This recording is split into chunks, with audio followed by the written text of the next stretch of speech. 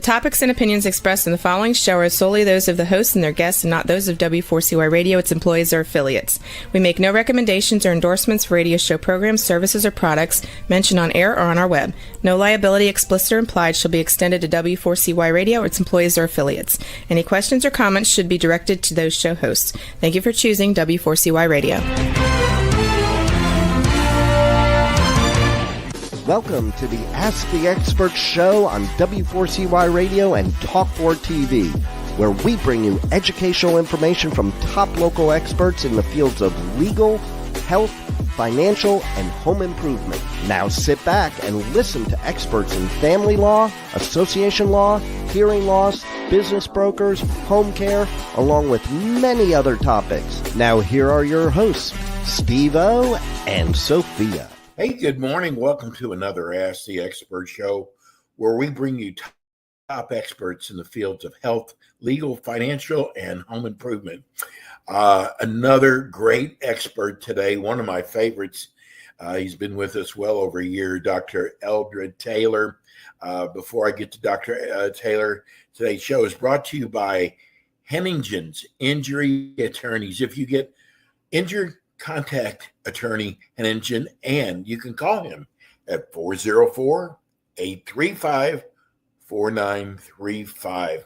We are going to be talking about stress today, and I cannot wait to talk to Dr. Taylor about this, because I think you turn on the news, you look at the economy, go to the grocery store, go to the gas station. We are filled with stress. Good morning, Dr. Taylor. Hello, good morning. How are you doing? We got to get rid of this stress, Dr. Taylor. It's going to be the death of us. Yeah. Well, I'll tell you, we wrote a book called The Stress Connection, and that primarily came out of a study. It's probably been 15 years ago now that I read.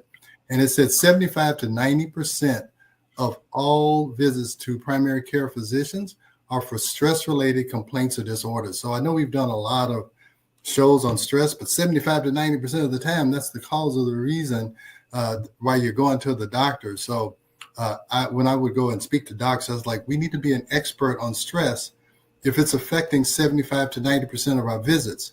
So, like I said, this is one of my favorite topics because it is connected to everything from weight loss to hormones to mental function to how your gut functions to cancer. So everything has some connection to stress. Well, I got to tell you, Dr. Taylor has got a wonderful practice in Atlanta. If you are, for some reason, listening to the show or watching the show today outside the Atlanta area, Dr. Taylor also does telemedicine. And Dr. Taylor, why didn't we think about this years and years ago? Why did we have to wait until a pandemic reached us? Yeah. Well, early on, if you didn't have a license in a particular state, you couldn't practice, whether you were in person or whether you were, doing something online. But with COVID, that all changed because, people couldn't travel. People couldn't go to the doctor. You didn't want to sit in a waiting room that had 30 other people in it. So the laws really loosened up. And then it's just technology. Now, if you go to a doctor in person, it's very unlikely that he's even going to put his hands on you. Maybe you get a stool, you get a prostate exam, once every couple of years. But so much is technology now. You do heart scans, you do MRIs, whatever. So telemedicine can do a lot. You can order labs and get them sent to you wherever you are in the world. So it makes a lot of sense. And people are so mobile. You'll have a doctor, while you're living here in Atlanta, you move to Nashville or Louisville or whatever, and it takes you time to find a doctor.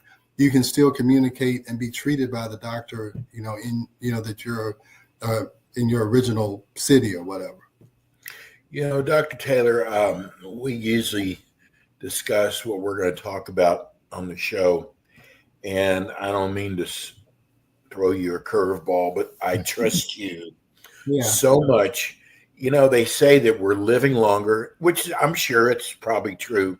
Mhm. But I start looking at the people who are passing in their 50s, in their 60s, Yeah. and people who were supposedly healthy. Yeah. And I'm not the healthiest person. Mm. And we were talking before we went on the air that everything seems to be surrounded by weight and even sleep. I didn't realize sleep was so important, Yeah. but I really feel like I look back and I look at how stressful things are. I mean, might be going to a nuclear war. You know, if you go to the grocery store, if you go to the gas station, I mean, everywhere we look, there's so many stressful things. Yeah. How do we take some of the stress out of our life so we can live longer? Yeah. Well, you know, my little 4-point stress strategy is number one, if at all possible, remove the stress. So if it's a job that's stressing you out, I actually have a patient I saw yesterday. She actually is my wife patient because my wife is originally trained in psychiatry. Her job has stressed her out until the point where she has major depression. And so my wife had put her on disability leave. And then after like a month or two, she told her that she needed to take off for 6 months. After a month or two, they called her and threatened her with her job. And so she comes in and it's like it reversed everything that we had accomplished. So, you know, we were telling her she needs to get out of that stressful situation. So she had to do a whole lot of paperwork or whatever. So anyway, first thing is try and get rid of the stress. Don't let a job kill you. Don't let a relationship kill you.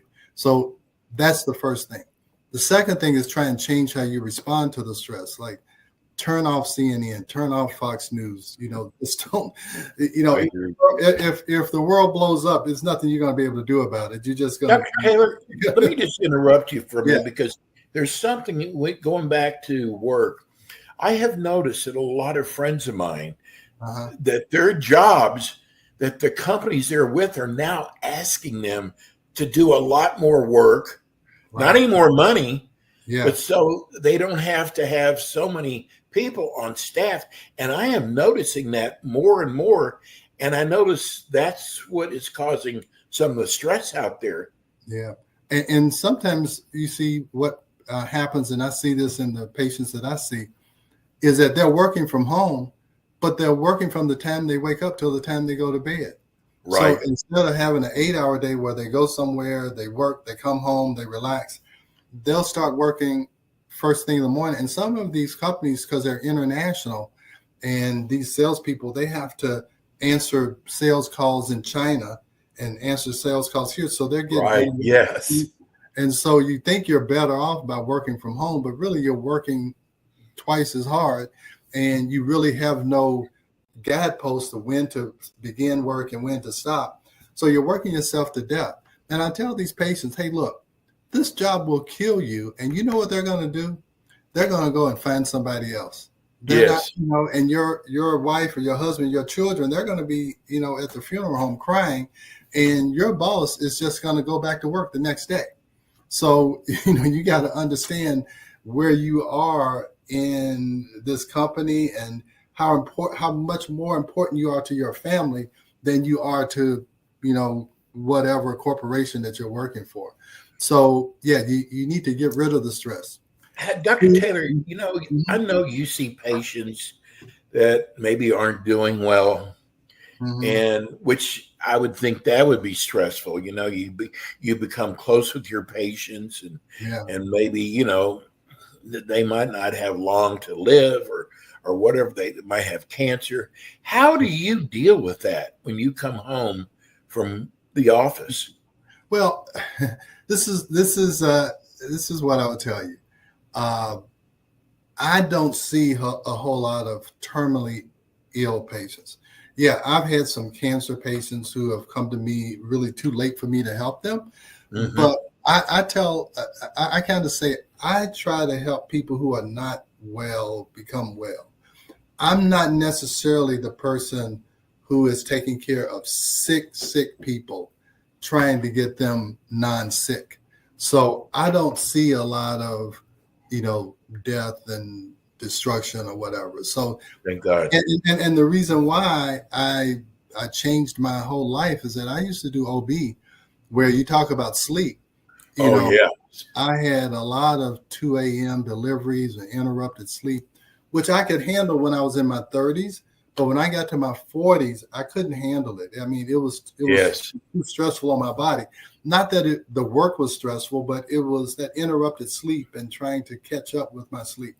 It was very stressful, and I could tell my mental function was going down, because I used to also give lectures and travel. And I was in Las Vegas giving a lecture, and my mind went blank. It was a lecture that I'd done 1,000 times. I could do it, sleepwalking. Right. I had worked myself to a bone, and I was traveling, and I could not remember what to say when these slides were up.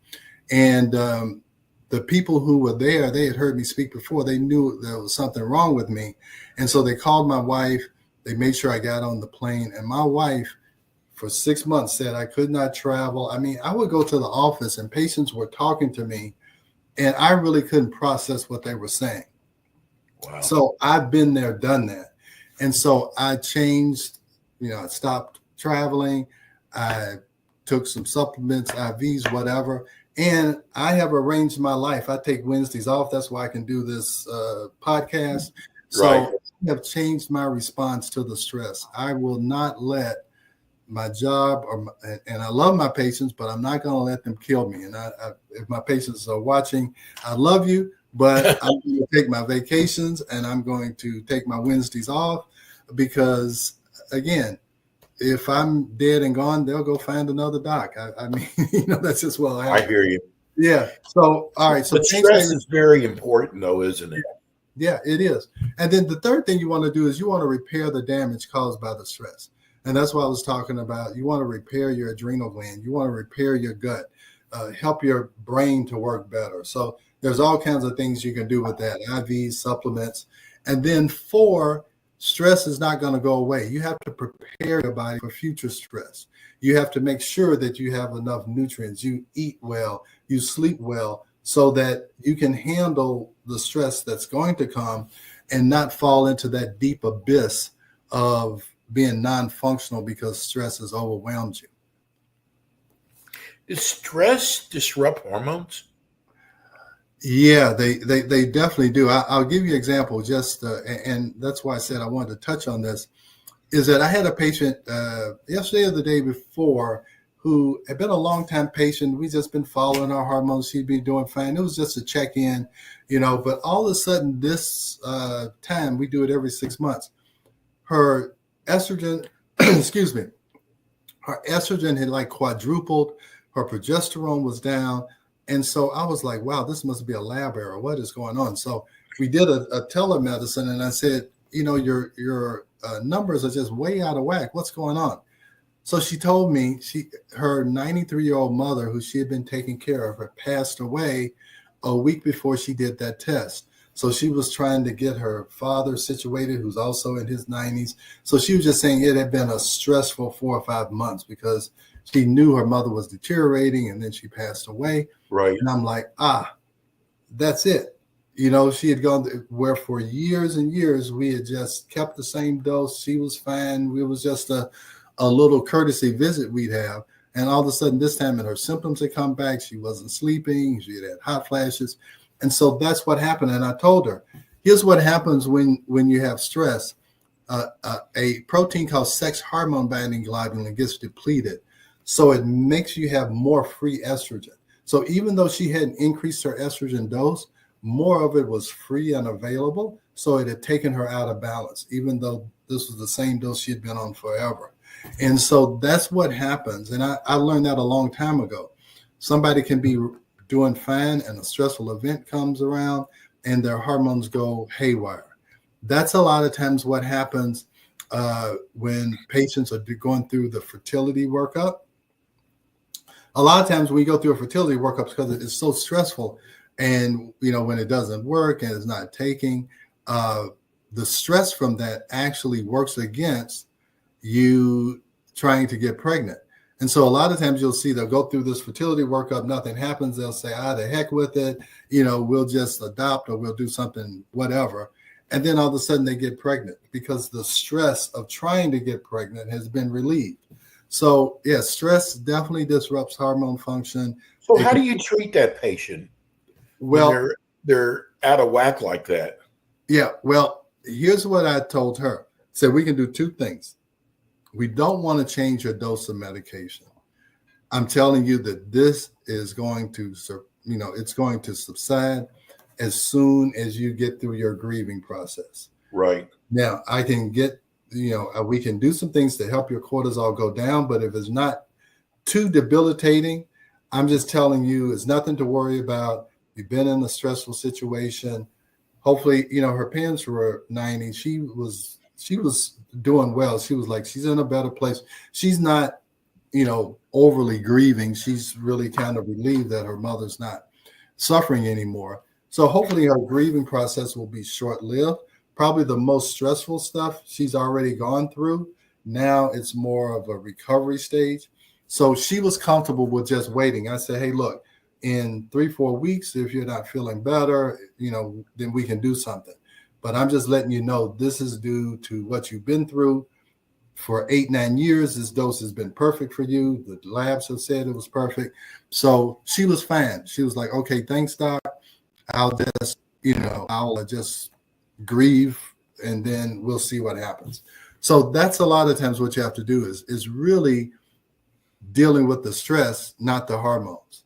If you can get the stress back in line. Now, the other thing you can do is give supplements like adrenal adaptogens like ginseng, rhodiola. We have something called Adrenacare that we can do to try and help people to adjust to stressful situations. And I also tell people when I'm talking about prepare for future stress, you want to take vitamin C and this adrenal supplement because that helps you to accommodate stress better. It helps you to adjust to stress better where you don't totally decompensate when you're in a stressful situation. I'm just amazed how stress can affect fertility. Yeah. Oh, no doubt about it. It also, it decreases sperm motility in men. It decreases testosterone function in men. It causes anovulation, or women don't ovulate when they're under stress. And so a lot of times when they don't ovulate, it throws their menstrual cycles off. And it's all due to stress. College, it's long been known that two things happen. College girls, if they're rooming together, their menstrual cycles will start to be identical. They'll start to menstruate at the same time.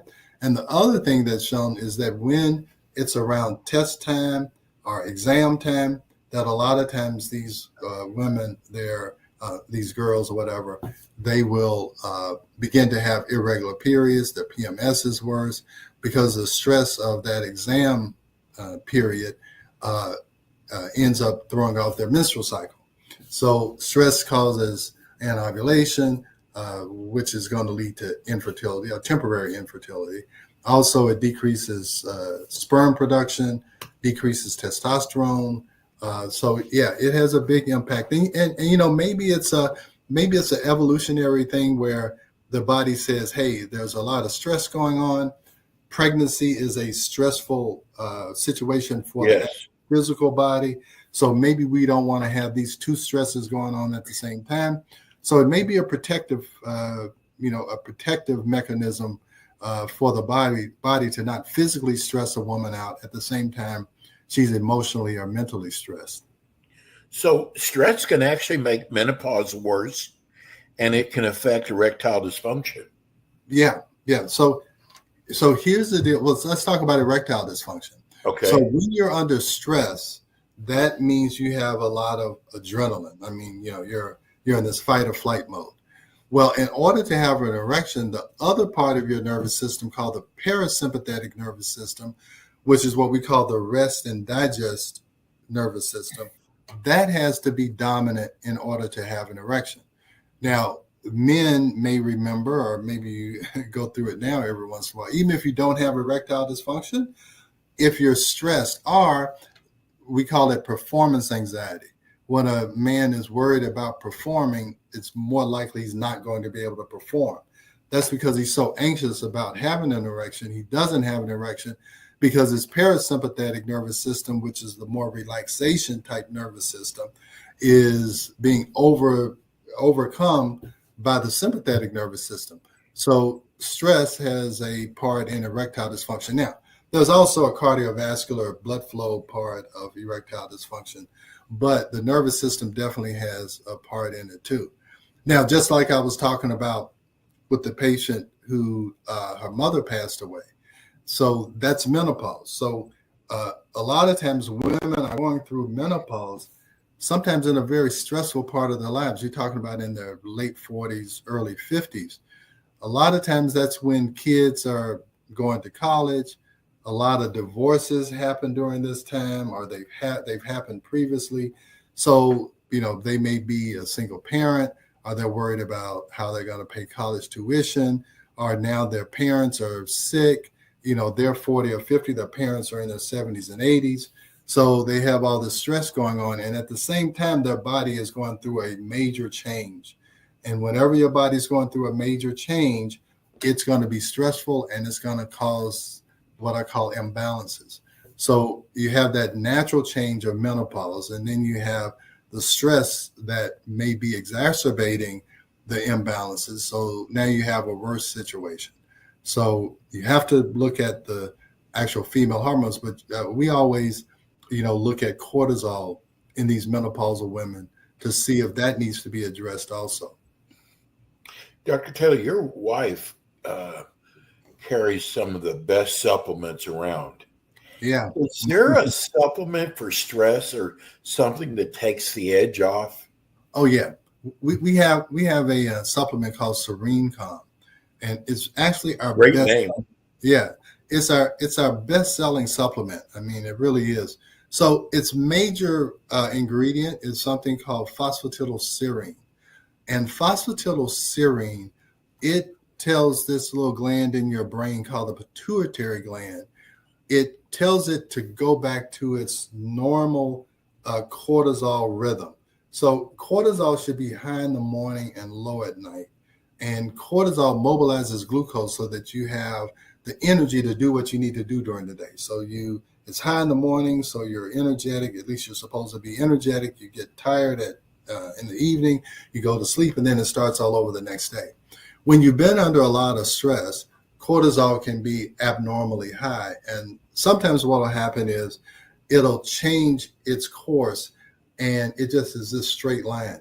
So in the morning, you don't have energy. And then at night, you are tired, but you can't go to sleep because cortisol is still running. And then that also causes problems with weight when you don't sleep and your cortisol is up. So to make a long story short, we use Serene Calm in the evening so that it can help make cortisol go down like it should. And the pituitary recognizes that that's the normal course. And then we have another supplement called Adrenacare Glandular, which has things like cordyceps, rhodiola, ginseng. All of those things are called adaptogens. And they're called adaptogens because they help your body to adapt to stress by making something called heat shock proteins. So anyway, not to get too technical, it will raise low cortisol and it will lower high cortisols. So when we have an issue like that, those are the two supplements that we use. We use the Adrenacare Glandular, and then we use something called Serene Calm. Now, just to give you another point, our supplement line is big on combining different ingredients. We feel like a patient's only going to do 2 or 3 things on a consistent basis long enough to get an effect. So for cortisol, we have 2 things that we use, and they're very effective. So we just don't believe patients are going to take 10 supplements on a regular basis. I agree with you. Yeah, I totally agree. So almost all of our supplements are combination supplements to target a particular problem so that it can actually be effective and the patient can feel the effect. And we feel like the patient needs to feel the effect the first 30 days or they're probably not going to reorder it. So like I told you, Serene Calm and Adrenacare, they are our most popular supplements. And I think they are so popular because they are effective, and because so many people are dealing with stress and stress-related complaints. Dr. Taylor, what type of patient do you enjoy taking care of? I'll tell you, I enjoy the patient who has been to regular docs and been told that they don't see anything wrong with them. That automatically tells me that they don't have a significant disease that needs to be treated like a disease, but they have a functional problem. Something's not functioning quite right. It hasn't reached the disease level, the criteria for a disease that we in medicine are taught, but things definitely aren't functioning. And so that's the patient that I have success with. I don't necessarily want to see a patient who's deathly ill and I've got to figure out, exactly making sure they don't have a disease that actually need to be treated like a disease. So I love for the patient to be seeking me as kind of a last resort. That means I probably can help them. If you walk in and you're clutching your chest and say you have chest pain and you think you have a heart attack, I'm calling 911, getting the ambulance to take you the heck out of my office, okay? Because you're not going to have a heart attack in my office. So that's I tell people, hey, if you have an accident out on 285, don't call me. I don't fix broken bones. I don't, do surgery. I don't do any of that stuff. I want to take the person who other doctors are saying, hey, you keep coming to me complaining. I don't see anything wrong with you. You don't have a disease. I don't know what's going on with you. 90% of the time, they have a functional problem that I can probably help them with. It's probably why your patients live longer, Dr. Taylor. Yeah, well, that's the goal. Doctors. And you want them, I want to live longer, but I also want to be living and not, in a wheelchair and somebody's feeding me and whatever. So, I want to live and then die. I don't want to. No, I understand that. Yeah, I don't want to live and then the last 10 or 15 years. I saw my parents, just kind of deteriorate over the last 10 or 15 years of their lives. And I think I got into this type of medicine because I'm like, I don't want to do that. And my dad was taking, 10 different medications and he just got worse and worse and worse. My mother, she suffered with dementia for the last 5-6 years of her life. I'm just trying to do everything I can to live life until I die. Some people, I heard them saying is that some people die at 90, but they stop living at 60. I understand. We don't. So that's what I'm trying to avoid, and I'm trying to help my patients avoid. We had a doctor who was an anti-aging specialist, and I can't believe it, especially after listening to you talk for the last year and a half. He just didn't take the way he handled medicine. It should be, because he died of COVID. And you and I have discussed this. I took what I call the cocktail. Right. And I was fine the next day. Yeah. Yeah. And here a doctor who's supposedly, into hormones and stress and anti-aging, he didn't abide by his own, what he would tell his patients, and he lost his life over it. Wow, that's awful. Yeah, I can tell the difference in you and him. Oh my God! It just, you practice what you preach, and he didn't.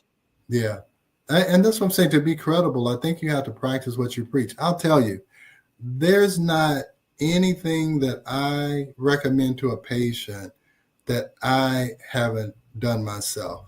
Now, I will tell you some of the things I do for the cancer patients, like big doses of vitamin C I haven't done.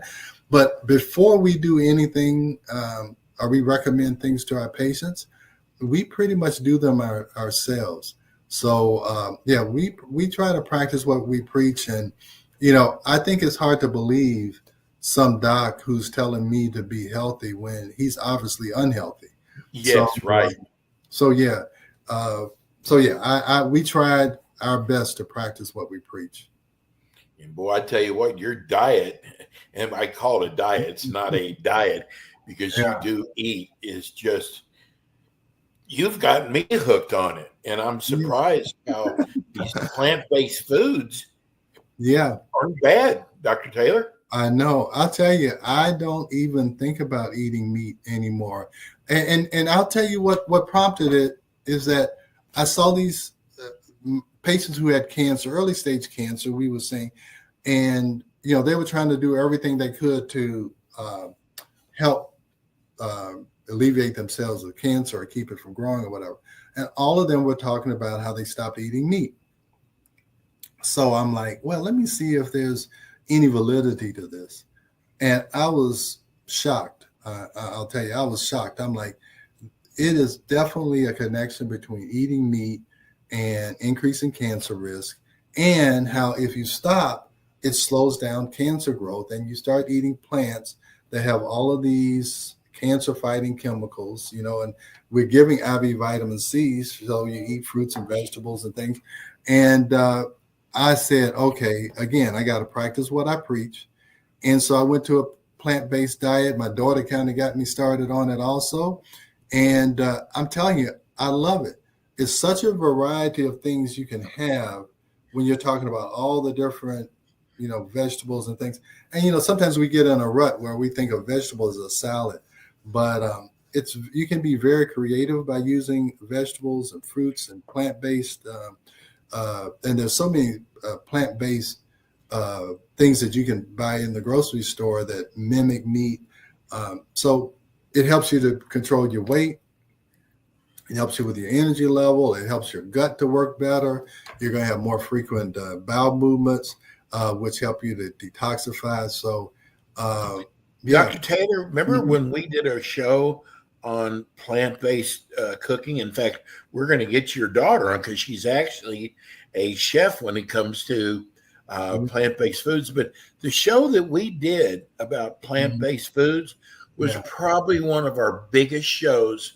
We had more people watching that show, and I was shocked. And I guess that's why a lot of the fast food companies are going to plant-based products.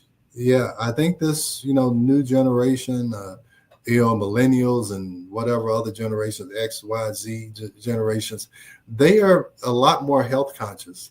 I think they are, they're kind of this, I don't want to take medication kind of generations. And so they're concerned about the environment. They're concerned about, animal protection.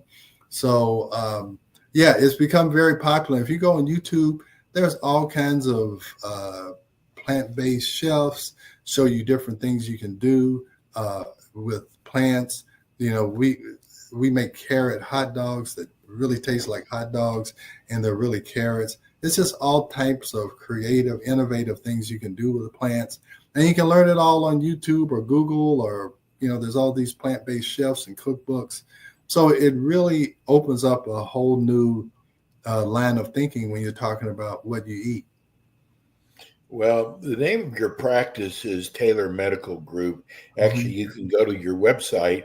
It's www.taylormedicalgroup.net. Make sure you put the .net in there.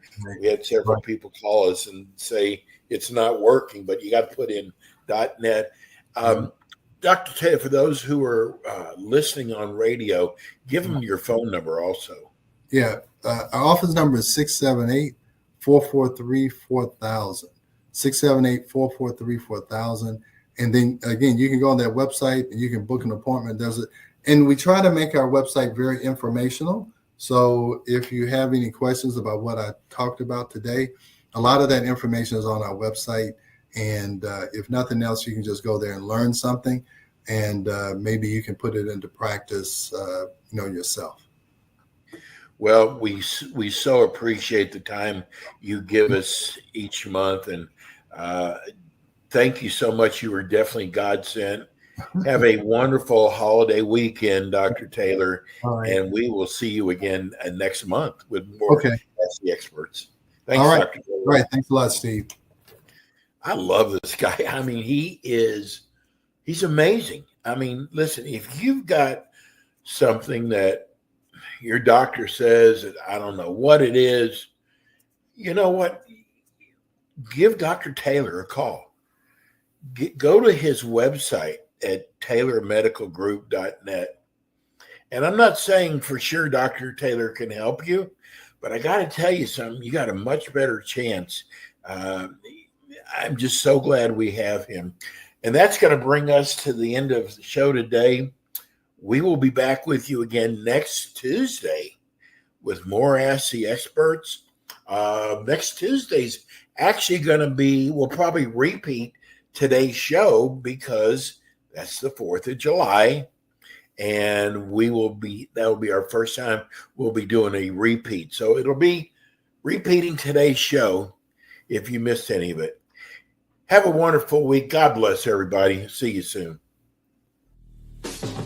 Thanks for tuning in today to the Ask the Expert show on W4CY Radio and Talk4 TV. Tune in next week and every week to hear more from our experts on personal injury, insurance, air condition repairs, estate planning, Medicare, and many other topics in the areas of legal, health, financial, and home improvement. See you next week.